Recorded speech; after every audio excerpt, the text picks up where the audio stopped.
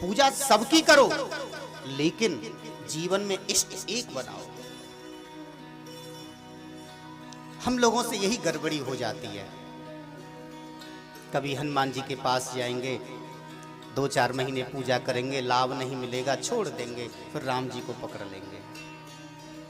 2-4 महीने पूजा किया, कुछ नहीं मिला, छोड़ दिया, फिर वृंदावन चले जाएंगे। हाँ? भटकते रहते हैं मरकट की तरह, जैसे बंदर होता है, कभी एक पेड़ पर, कभी दूसरे पर, कभी तीसरे पर। हमने पूजा के सिद्धांत को भी मरकट बना दिया, पूजा के सिद्धांत को भी हमने विकृत कर दिया। अरे भाई, सम्मान सबका करो, सम्मान सबका करो, अनादर किसी का मत करो, लेकिन पूजा केवल एक की करो, इष्ट एक होना चाहिए। कई लोग होते हैं भूत प्रेतों की उपासना करते, गीता जी में भगवान कहते हैं और भागवत जी में व्यास जी कहते हैं। गीता जी में भगवान ने स्पष्ट कहा है 7वें अध्याय में, देवान देव यजो यान्ति मद भक्तांति मम अपि।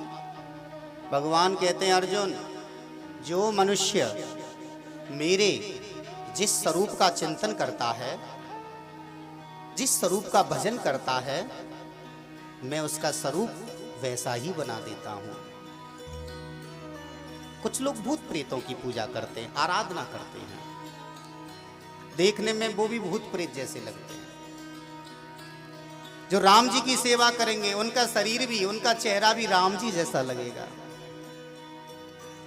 जो अपने सदगुरु की पूजा करते हैं, उनका चेहरा, उनका स्वरूप सदगुरु जैसा लगेगा।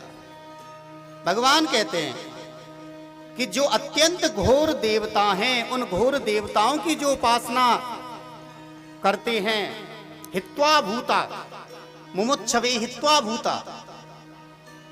भगवान कहते हैं जो भूतों की, प्रेतों की, जिंद की उपासना करते हैं, वो भी जरूर जिंद भूत प्रेत ही बनेंगे।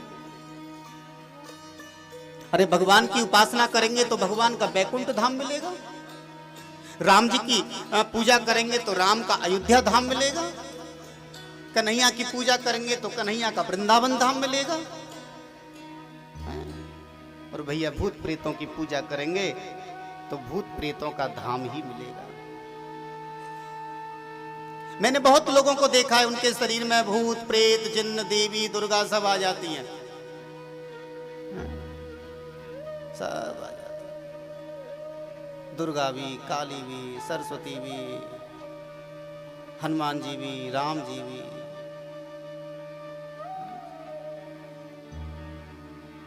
जिस परमात्मा के अंदर असंख्य हजारों हजारों सूर्यों की बराबर तेज, जिस एक सूर्य को हम देख नहीं सकते टकटकी लगाकर, उस परमात्मा के अंदर तो हजारों करोड़ों सूर्यों की बराबर तेज है। क्या उस परमात्मा की शक्ति को हम शरीर में झेल सकते हैं? इसलिए पूजा एक की करो, एक की करो, तुलसीदास जी की तरह। आपने सुना भी होगा, जब तुलसीदास जी भजन में बैठे थे तो किसी ने बोल दिया कि बाबा आपके राम जी वृंदावन में हैं, जाओ उनका दर्शन कर लो। तुलसीदास जी तो बड़े प्रसन्न हुए, मेरे राम जी वृंदावन में, मेरे राम। तुलसीदास जी ने जैसे ही सुना मेरे राम वृंदावन में, अब तो तुलसीदास जी के अंदर आनंद रूपी हिलोरे उठने लगे। अब जैसे हमारे गुरुजी हों और वो हमारे गांव में पधारे हैं और हम खेत पर हों और कोई कहे आपके गुरुजी आए हैं, कितनी खुशी मिलेगी। या भगवान गांव में प्रकट हो जाएं, हम कहीं दूर हैं और किसी ने कह दिया आपके गांव में भगवान हैं, जल्दी जाओ, कितने प्रसन्न होंगे हम। तुलसीदास जी बड़े प्रसन्न हुए, बड़े खुश हुए। अब दौड़े दौड़े पहुंच गए वृंदावन, मेरे राम राघवेंद्र रघुवर। लेकिन देखा यहां तो मेरे राम नहीं, शायद मुझे पागल बना दिया, बेवकूफ बना दिया। बोले मेरे राम तो यहां है ही नहीं, यहां तो बांके बिहारी हैं, ये मेरे राम थोड़ी हैं। ये तो बांके बिहारी हैं। कुछ भक्तों ने कहा, अरे बाबा राम ही तो बांके बिहारी हैं। बोले हाँ, राम ही बांके बिहारी हैं, मूल एक है।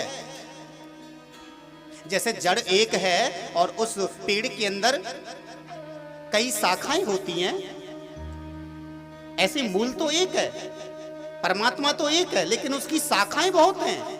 राम के रूप में, कृष्ण के रूप में, हनुमान जी के रूप में, शंकर भगवान के रूप में, भगवान विष्णु के रूप में, ब्रह्मा जी के रूप में, ये सब शाखाएं हैं, लेकिन मूल तत्व तो सत्य है। लेकिन तुलसीदास जी तो केवल राम जी को मानते हैं, सम्मान सबका करते, लेकिन इष्ट राम। बोले ये मेरे राम नहीं। कि कहा कहूं छवि आपकी, भले बने हो नाथ। प्रभु आपकी छवि तो बड़ी सुंदर लग रही है। आपने पीतांबरी पहन रखी है, माथे पर मोर मुकुट लगा हुआ है, हाथ में बांसुरी लगी हुई है, आप देखने में तो बड़े सुंदर लग रहे हैं प्रभु। लेकिन प्रभु तुलसी मस्तक तब नवे, जब धनुष बाण लो हाथ। लेकिन प्रभु मेरा मस्तक तो तभी नवेगा जब आपके हाथ में धनुष बाण हो जाएंगे। आपके हाथ में जब तक बंसी होगी मैं आपके सामने नहीं झुकूंगा।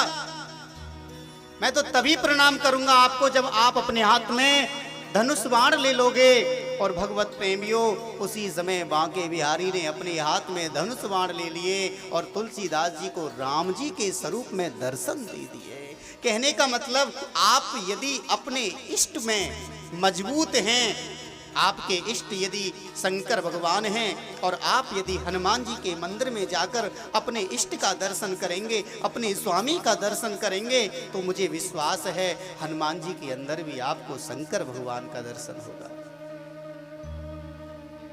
अगर आपकी इष्ट दुर्गा मैया है और आप यदि कभी काली के मंदिर में चले जाएंगे, काली को प्रणाम करेंगे, यदि आपके अंदर इष्ट के प्रति प्रेम है तो काली के अंदर भी आपको अपनी दुर्गा के दर्शन होंगे।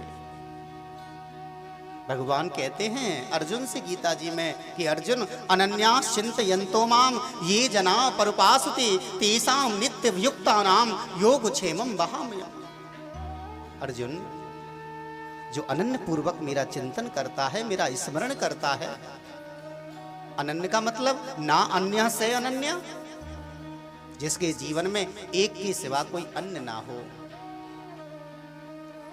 अगर हर डाली पर पैर रखेंगे तो गिर जाएंगे, और यदि एक डाली को पकड़ लिया तो बच जाएंगे। अनन्यास चिंतयन्तो माम ये जना परुपासते तेषां नित्य वियुक्तानां योगक्षेमं वहाम्यहम्। अर्जुन, जो अनन्य पूर्वक मेरा चिंतन करता है, ऐसे जीव का मैं वहम अपने हृदय के द्वारा करता हूँ, ऐसे जीव को मैं अपने हृदय में स्थापित करता हूँ। अनन्य चिंतन होना चाहिए अपने इष्ट के प्रति। इसलिए भगवत प्रेमियों, इष्ट एक बनाओ, चाहे राम जी को बनाओ, चाहे कन्हैया को बनाओ, चाहे दुर्गा जी को बनाओ, चाहे शंकर भगवान को बनाओ, लेकिन इष्ट एक होना चाहिए। पूजा सबकी करो, आराधना सबकी करो। ऐसा नहीं कि आप राम जी को मानते हैं तो कन्हैया के मंदिर में जाकर आप कन्हैया को प्रणाम नहीं करेंगे। प्रणाम उनको भी करो, लेकिन कन्हैया के अंदर भी अपने राम का दर्शन करो। और एक और बात बताएं आपके लिए, यदि आपका जीवन में इष्ट मजबूत है, इष्ट कृपा आपके जीवन में है और आपका इष्ट एक है, जैसे हम मार्केट जाते हैं, हमें कोई सामान खरीदना होता है, हमारे पास पैसा है, खरीद लिया, और किसी दिन हम मार्केट गए, उस दिन हमारी जेब में पैसा नहीं, सामान खरीदना है, दुकान पे पहुंच गए, सामान तुलवा लिया और बोला कि भैया पैसा है नहीं, 2-4 दिन के बाद मैं दे जाऊंगा। वो दुकान वाला सामान नहीं देगा, क्योंकि वो हमको जानता ही नहीं, पहचानता ही नहीं। और जिस दुकान वाले से आपने संबंध बना लिया, जिस दुकान वाले से आपका लेन देन चलता है, जिस दुकान वाले से आप कभी नगद लेके आते हैं, कभी उधार लेके आते हैं, आपका संपर्क है। और भगवत प्रेमियों, यदि एक दिन आपकी जेब में पैसा भी नहीं है और आपने यदि उधार सामान भी ले लिया, क्योंकि वो दुकान वाला आपको जानता है, वो आपको उधार दे देगा। यही स्थिति भक्ति की होती है। अगर आपने अपने इष्ट से संबंध बना लिया और इष्ट के प्रति जो संबंध है वो मजबूत है आपका, और किसी दिन आपकी भक्ति में कोई कमी भी हो गई, किसी कारणवश आप पूजा नहीं कर पाए, किसी कारणवश आप भजन नहीं कर पाए, किसी कारणवश आप उनकी उपासना नहीं कर पाए, तो भगवत प्रेमियों, क्योंकि इष्ट से आपका संबंध बन गया है।